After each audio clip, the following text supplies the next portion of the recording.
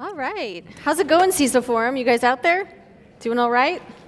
Woo! All right. Awesome. Okay, now we have a panel, and those are always great. So we're going to do a panel about the shared CISO model adopted in Ontario's post-secondary sector. So I am going to introduce the panel. John Levay, the CIO of Niagara College. David Smith, the CTO of ORION. Luc Roy, the CIO of Laurentian University, and Farouk Nair, CISO of ORION. Welcome, guys. And here they are. So David, this one. Otherwise, he'll get it all screwed up. Let's get this started. Thank you, Amber. How's everybody doing so far? Okay. Okay, let's get this started. Okay, so where's my slide deck? I just want to be sure if my slides are on. Okay. So I'll start off with the agenda first. So we'll talk about the whole shared CISO concept. So we'll do a small introduction. We'll also talk about the current threat landscape. Then we'll take a deeper dive into what the whole shared CISO pilot was all about. And then we'll talk about how this model has been scaled up to be into a consortium, and then we'll talk about the next steps.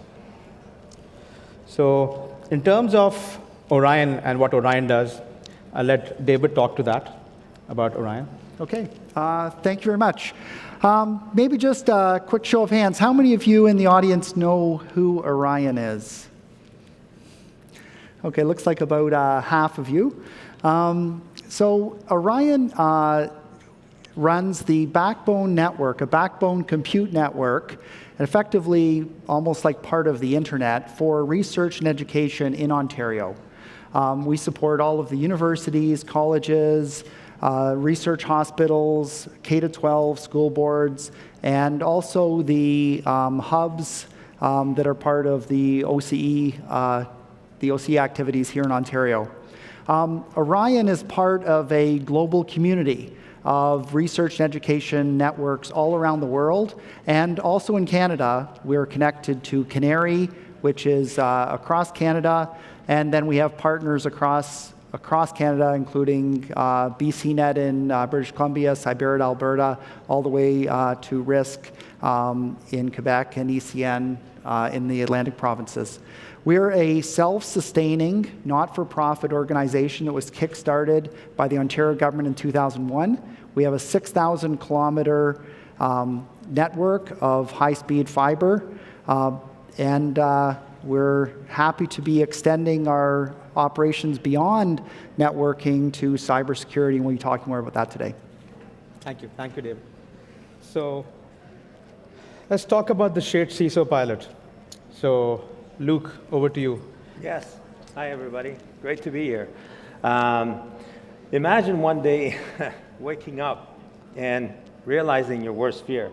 As a CIO, to be honest with you, cybersecurity is definitely not my top topic. I'm not that interested in it, in a sense that, do I wake up and being excited about it? In fact, I'm scared. I'm paranoid. I am, the best way to say it is that I think I'll be definitely short-lived because this thing is actually eating me up live. So I sent an email to, at the national level, to a group of CIOs, well, the entire university CIOs, and basically said, hey, we're all friends. I can't afford a full-time DBA, let alone can I afford even a CISO, let alone an ISO, and let alone train maybe somebody that could be really an expert in security. So I said, I need help. So would anybody else needs that help? And next thing you know, that was during Christmas. And one of the lessons learned I've got from that is, if you got this kind of wild idea, and by the way, this is not only applicable for cybersecurity, you can use it for anything else. Best to send it during Christmas because, you know, people have a few drinks and they're more merrier and they're more responsive. And it turned out that I had a few people actually responding. And when we talked about what the benefits are or what the challenges are, is that exactly what the slide shows, is that we couldn't keep up. Imagine I sent that email in 2015 And in 2016, in February, I got hacked by a student. And then we had ransomware. I really like the analogy of radioactive data. Last thing I want to do is be a nuclear scientist, that's for sure.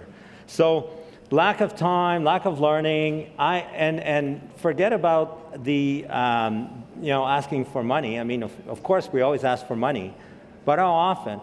When I actually went to my boss and said we're having a DOS attack, a DDoS attack, she goes, "Oh, really?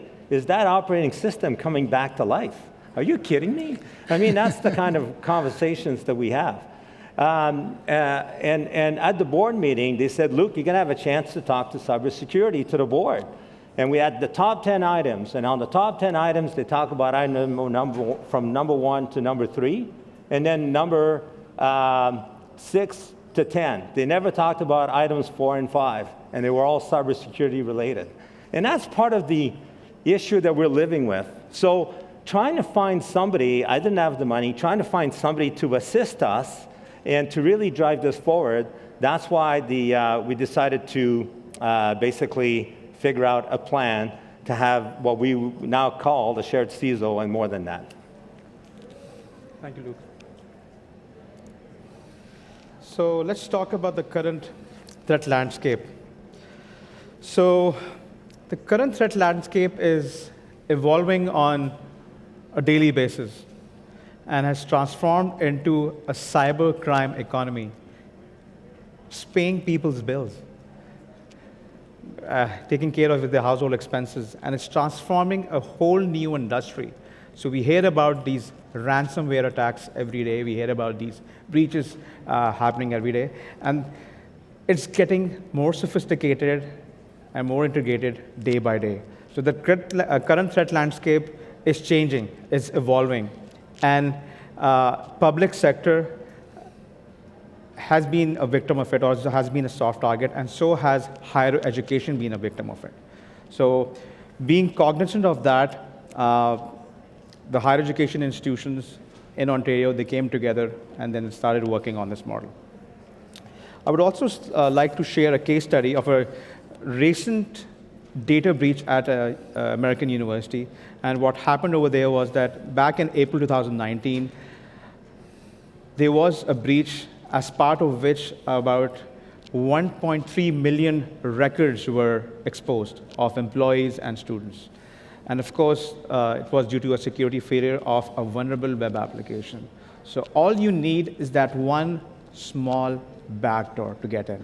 And that's what caused this breach. And I mean, it was public news and everything.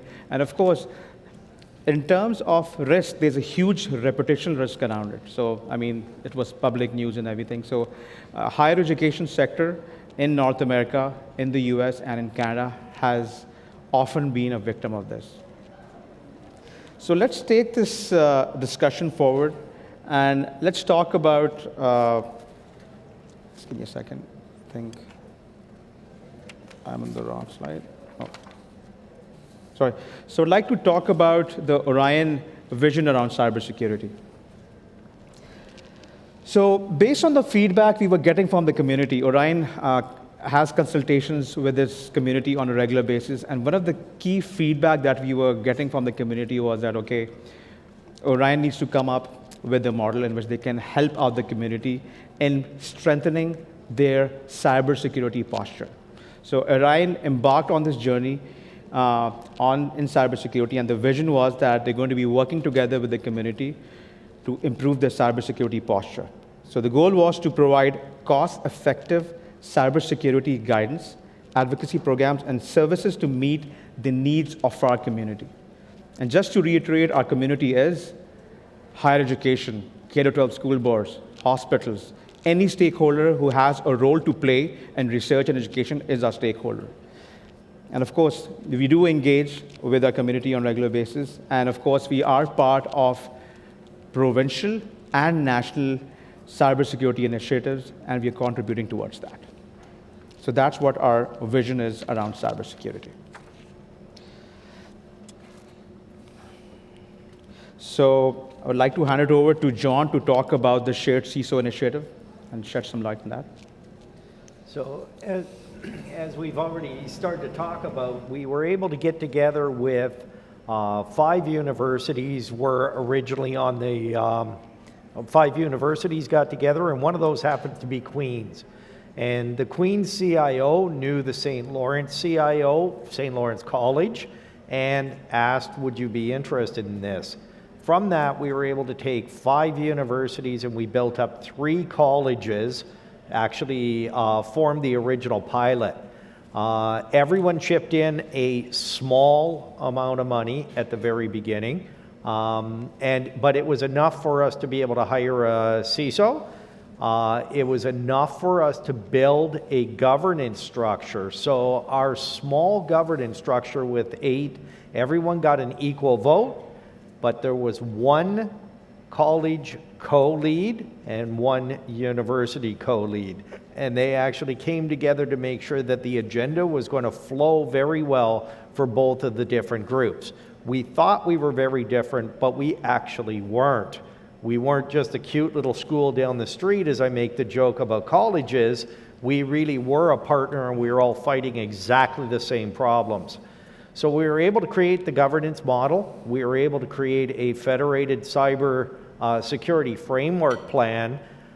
We started to look at shared security services, so where we could actually go and be able to do something in a collaborative way, and we'll talk a little bit more about that a little bit later on.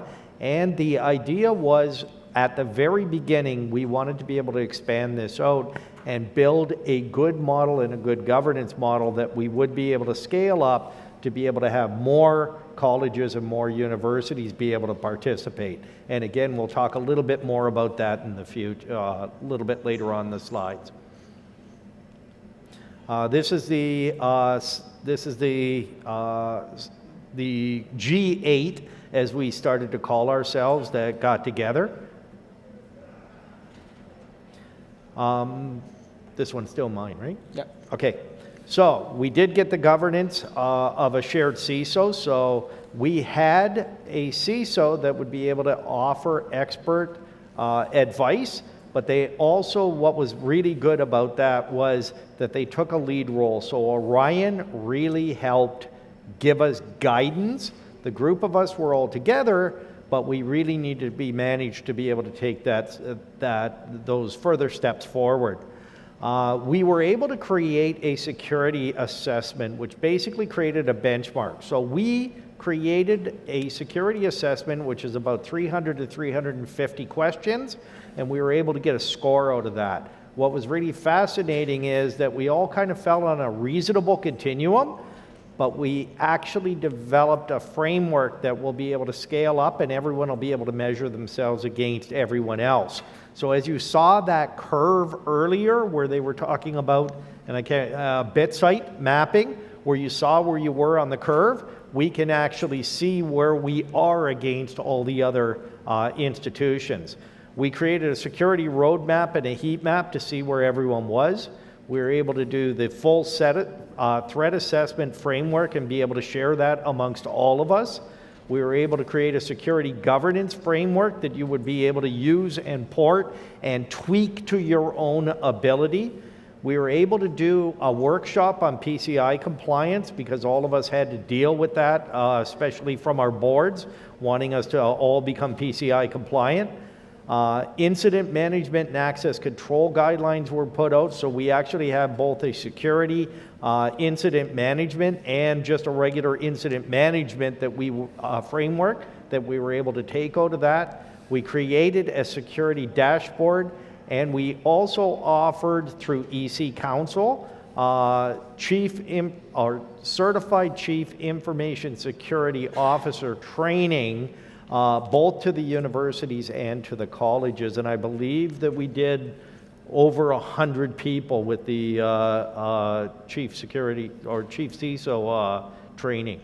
And we expect to be able to expand that in the future with other training.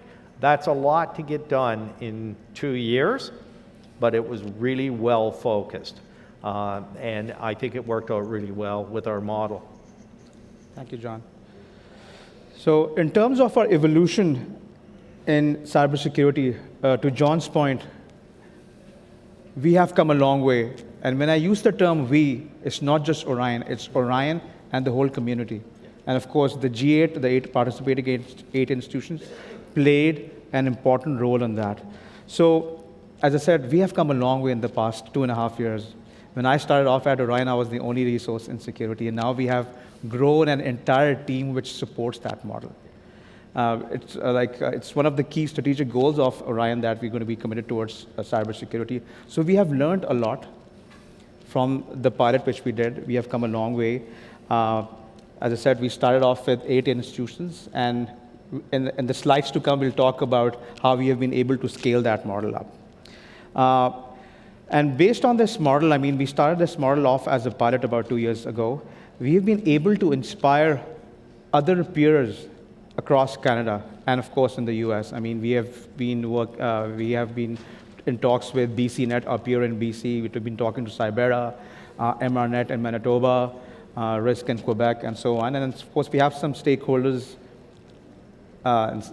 in the US, like we've been talking to NICERNet and Merit in the state of Michigan. We have been inspiring other research and education networks to start a similar shared security model.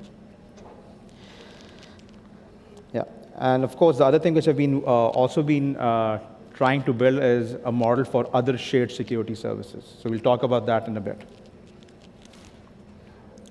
So I would like to hand it over to John to talk about the scaling approach and how we have been able to scale the pilot into a full-time program. So the real trick is Farouk can actually only do so much. We had to try to figure out if we were going to actually scale this up and add more institutions to it, how were we going to be able to manage all of the new initiatives that may come out of that, as well as still be able to provide advice and guidance. We used a lot of his time in the first 2 years. To be fair to him, I don't think he got his head above water very often. He was still able to do so many other things, as you see with his outreach to and bring in other specialists into our group. We were able to keep this really, really focused in the future. We realized and we sat down with Orion and with all the partners, and we actually took our steering committee and said, how many people can we both keep the price at a reasonable amount, and can we find a way to be able to scale this up, and how many people do we need to add another person with Orion to be able to support us. The other problem was making sure that the governance model was still going to be able to be expanded. We decided from our model to say we could still have a steering committee that could be voted on. We could still vote for the 2 chairs because we wanted equal representation, but we also wanted to allow everyone in the consortium to have an equal vote on what that direction was going to be. The other avenue that we kind of worked down, and not to get too heavy into this, was everyone had unique needs. So the model that kind of came out of this, and every single CIO within this framework said, we may want to participate, but we may not want to participate very heavily. We want to participate, and we want to be able to advance things and work with the group.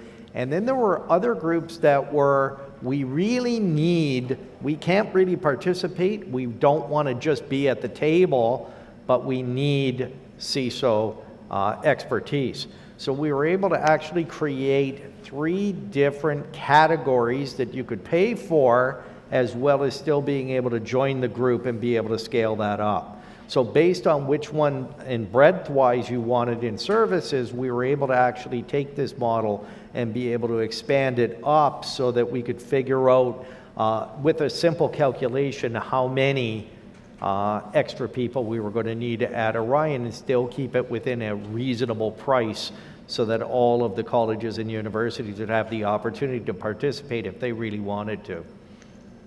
Thanks, John. So how does that new model look like? David, I'll let you talk to you about that.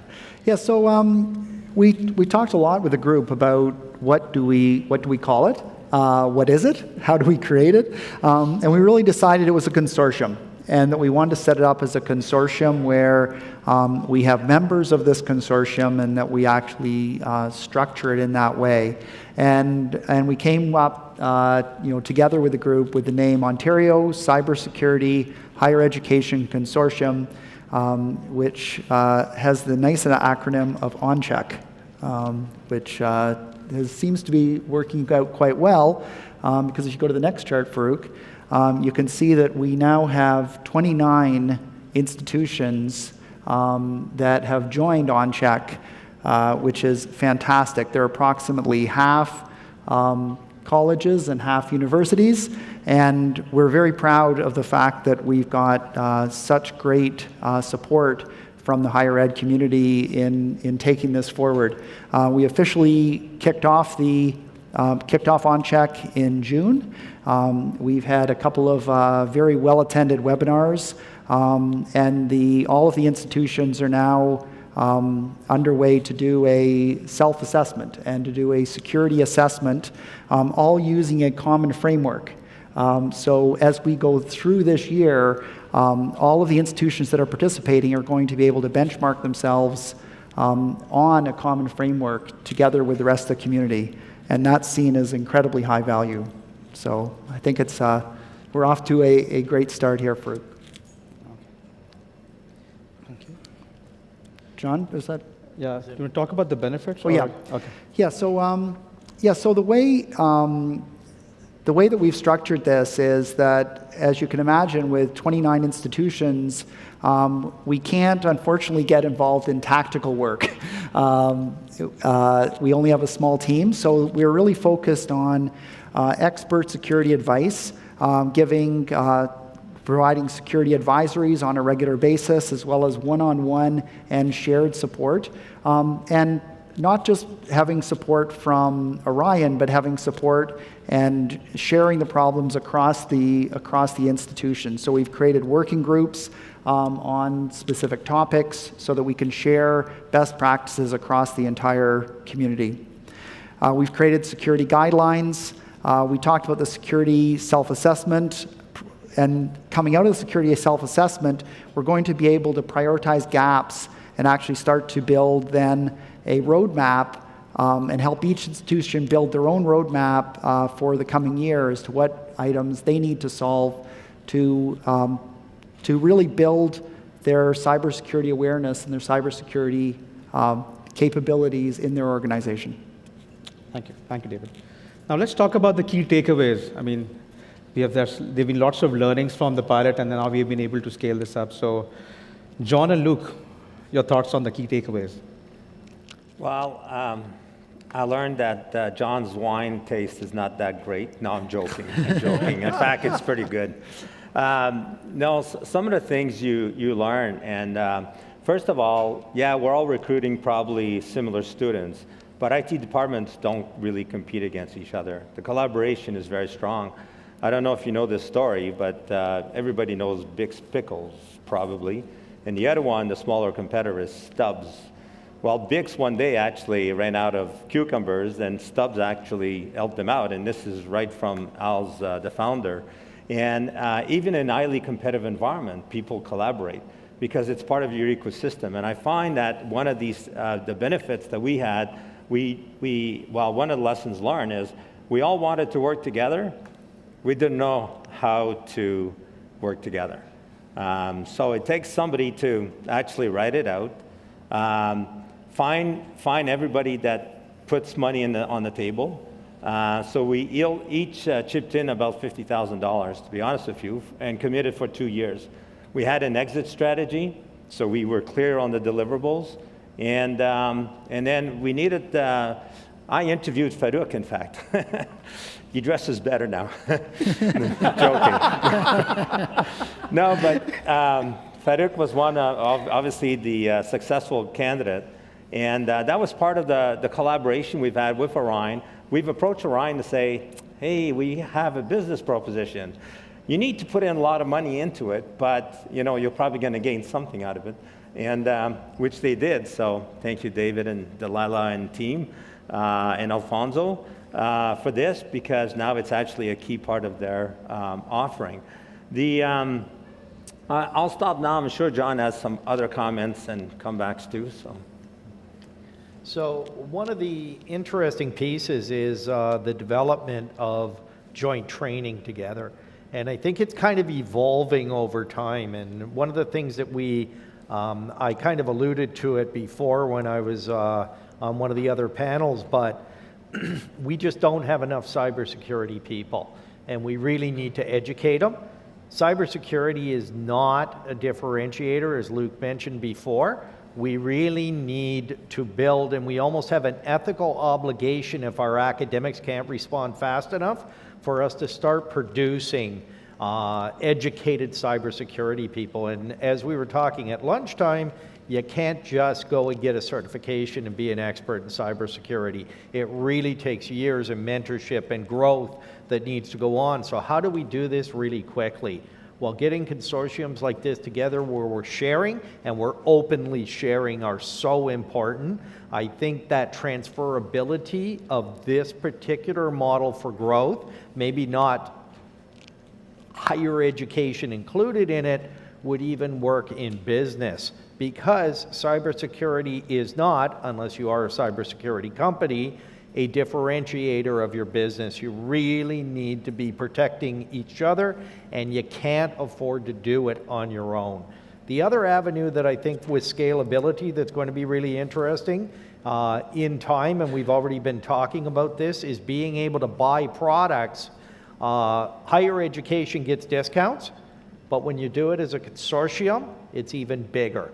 So what we're able to do is, in many cases, scale the technology where we don't need to have everyone fully trained. They don't have to do 5 courses.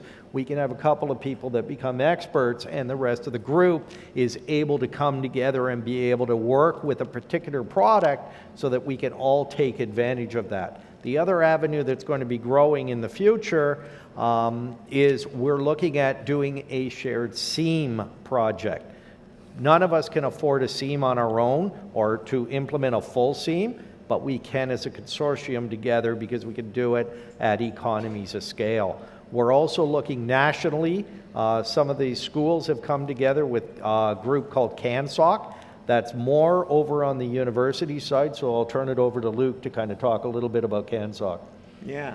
So what's interesting about collaboration is that where do you start and which way do you go at it? So at the provincial level, we went at it from the shared CISO and then created the shared SIEM.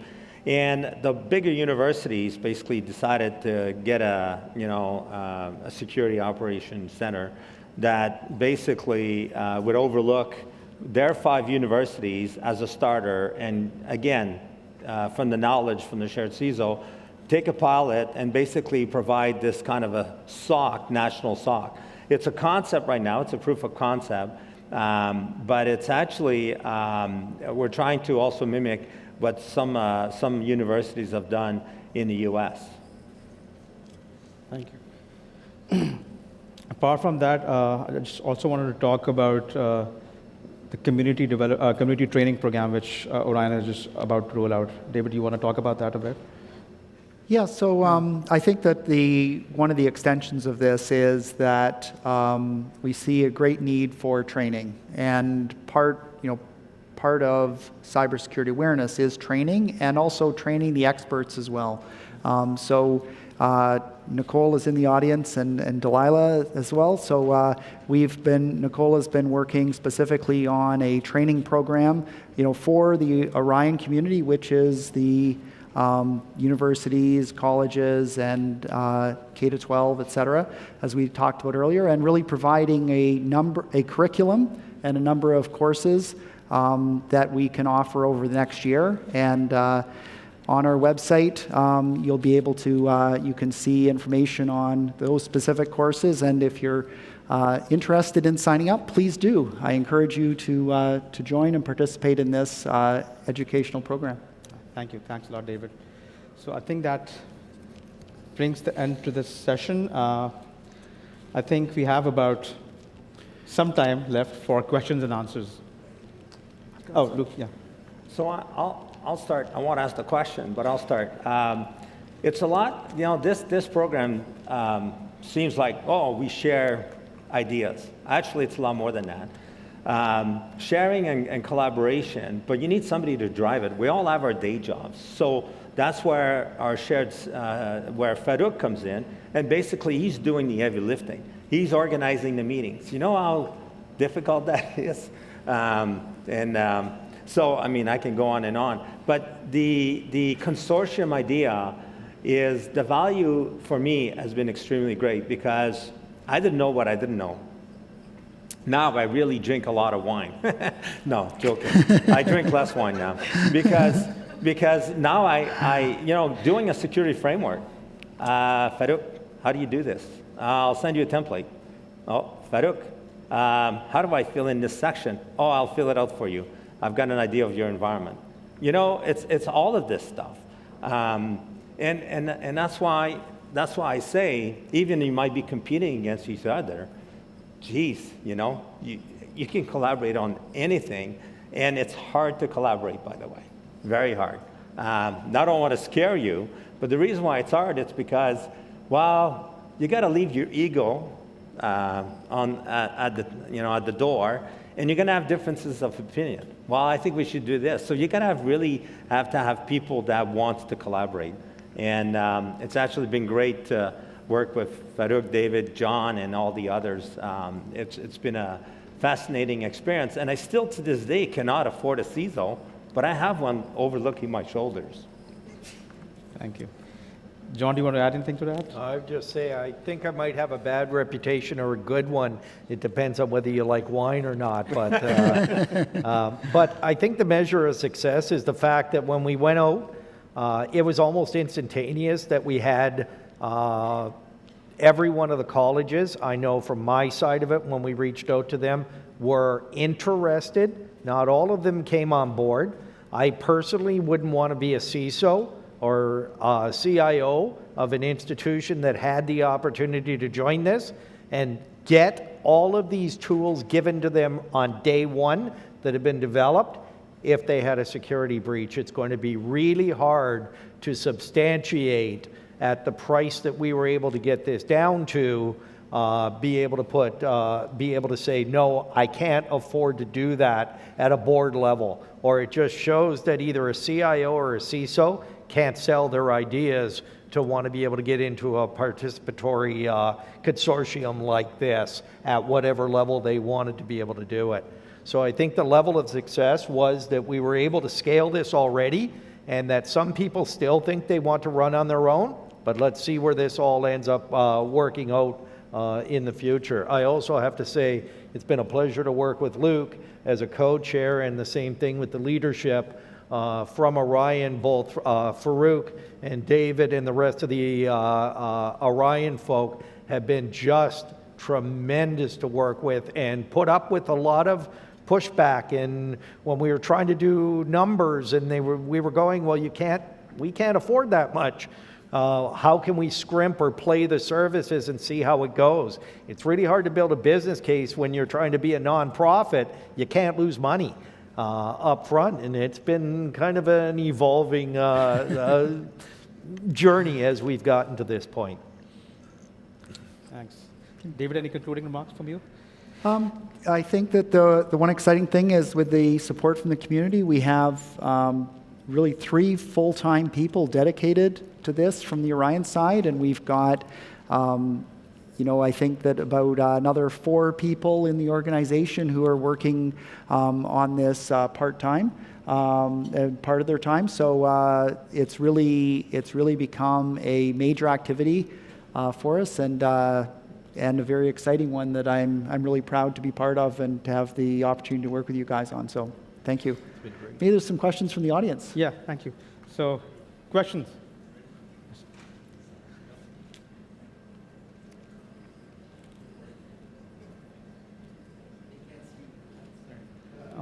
Farouk, I'd like to hear your experience on and how it's been for you in working with multiple different organizations as opposed to being dedicated to one specific organization. Okay. So in terms of my experience, I had never worked in the higher education space before. I come from a pure consulting background, worked for the financial sector also, but this was my first gig in working for the higher education sector. So I learned a lot about the higher education sector. The higher education sector is a lot different than the corporate sector, and the first thing which I learned about the higher education sector was that higher education sector is highly collaborative. They share, they collaborate a lot, and they collaborate in a very good way. So that's something which I learned. I learned about how difficult it is to push policies amongst various stakeholders in higher education because you've got students, faculty, research people, so it's really hard to enforce things. So, and of course, the kinds of security incidents and threat landscape within the higher education community is also different. So I learned a lot in terms of the threat landscape, the business processes, and the entire collaboration. So Yeah. he doesn't want to, he's a pretty humble guy, as you can see, right? One of the qualities we saw when we interviewed Farouk was he worked at a credit union where he didn't really control the banks, but he had a big say in terms of how they should operate, but he had to convince them. And that was one of the approach, because if you're a bull in a china shop, it doesn't work, not with universities. So that was another good trade. Thank you, Luke. Also, just a note, all of the CISOs that were in place, we did have a working group, so a technical group that was working with Farouk, and he had the CIO group. So he had a lot of technical group to draw on that would be able to provide him with feedback, but he also was able to give them guidance and also be able to manage that group as well as the CIOs on top of it. Back and forth, and I think that was both a bi-directional learning experience, because he was able to bring all of that business experience, because we needed to have a little bit more structure to our and frameworks, and I think that was incredibly important, what he brought in as well as what we were able to give him back from the other side about learning about the environment. And the other advantage is he doesn't drink, so that means more wine for us. Yes. Thank you. Okay, anybody else? So Dennis, yeah. So congratulations on what you guys have done thus far and what you continue to do. So my question is for you, Farouk, especially, is that seeing that you mentioned there's a lot of collaboration within the higher education, right? It seems to me that the next step or natural next step for you guys would be some sort of a cert, right? Are you looking at creating a cert that the schools will create? I know your budget is probably, not looking towards that, but are you looking to do a cert, and as well as having the private sector also try to use that same cert, because the collaboration between the private sector and the schools is growing, as you know, right? So what's the next step in terms of growing OnCheck or ORION itself? So, Dave, do you want to take that question, or you want me to start? Yeah, I think if I understood the question, it was around really, what's the next step in terms of a CERT or a SOC Or a SIM, yeah. or a SIM. What's next? And that's a great question. I think that, and where we're seeing longer term is a real need for a SOC or a CERT that's a shared activity across the higher education community that we serve. And I think, as you guys know, there's several different components to that. There's a technology piece of it, there's a people piece of it, and a process piece. So what we're doing right now is a lot of focus around some of the technologies. So we're bringing in, we've deployed a SIM system inside ORION, and we're just in the process of finalizing the deployment of that. We've also brought a DDoS system into ORION and onto the ORION network, and we're deploying that. We're also building the people. So we've, in addition to Farouk, we have another principal security analyst, we have a senior security analyst, and we're building those people, and we're building the processes around that to support it, with the objective of, moving, and we're at a medium level, low to medium level on our CERT and SOC capabilities right now, and we're looking to advance that as we go. We're already putting out digests and security digests, for example, on a approximately monthly basis. And in addition to that, on a daily basis, we do get alerts of what things that are happening on our network. And if we see something happening on one of our constituents' network that's been brought to us by the Canadian government, for example, we'll then alert them and let them know what's going on and ask them to take a look at their network. And so we're getting started on that process on that journey towards a full CERT and a SOC. But it's going to take a little while. And given the support of our community, I think we can get there faster. And so that's where we're working together to make that happen. And I think there's a certain level of formality that has to, within our own institutions or maturity, that needs to grow to catch up to us. Some of it is we're starting to leapfrog with some of these technologies and frameworks and other things that we can do, but the institutions also have to play catch up so that they want to support these things as we go on. So there are other little pilot projects off to the side, and there will always be with higher education doing things in interesting different ways, and actually try to look out on cybersecurity, in my opinion, past about 2 years is almost virtually impossible. And just watching this group take these immense steps forward in maturity, and that maturity model is wonderful. But like I said, now the institutions have to catch up to that maturity model before we're going to really be able to expand it out. Not that we're not doing planning, but I think it really is a kind of a catch-up in this industry, because like I said, we didn't really do too much cybersecurity besides some basic password management and some simple firewalls in the past. Yeah, and maybe just building on that, as I think we mentioned briefly, there is a proof of concept Canadian Security Operations Center known as CANSOC. That got kicked off just about a year ago now. And we, Orion, and there's 6 institutions across Canada, as well as Orion, Cybera, BCNet, RISC, in terms of the research and education network partners, are all at the table working on that. And we're taking the learnings from that and putting it into everything we're doing on a day-to-day basis. So we're very much working collaboratively with a range of different groups across Canada on this. There's also the Joint Security Project, or JSP, that Canary is running. And so we're also connected with that. So that's an opportunity where there's a collector device that can be put at any institution across, any higher ed institution across Canada, to help collect security information at the national level. And we're happy to be a participant in that as well. Yeah, and what I was going to say, I mean, we can all lock our doors, but instead it's like a monarchy. Instead of locking our doors, we're putting a wall around the village. That's really what we're doing. And you do have to collaborate. I mean, that's the best way we're going to win this war, because, think about it. When a bank gets hit, like when we hear of Desjardins getting hit, we're thinking, geez, all the banks might not be secure. That's why you have to collaborate. I mean, it's a joint benefit for even our competitors. I mean, yeah. Thank you. Any other questions? So I guess the second part of the first question was on opportunities for industry academic collaboration in this space.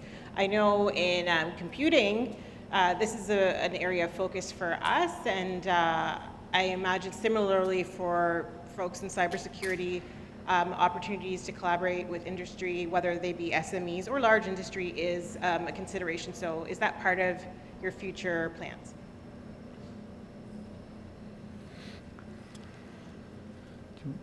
So I'm not sure I caught the question. That was Monique, right? From Tipute, Ontario. Okay.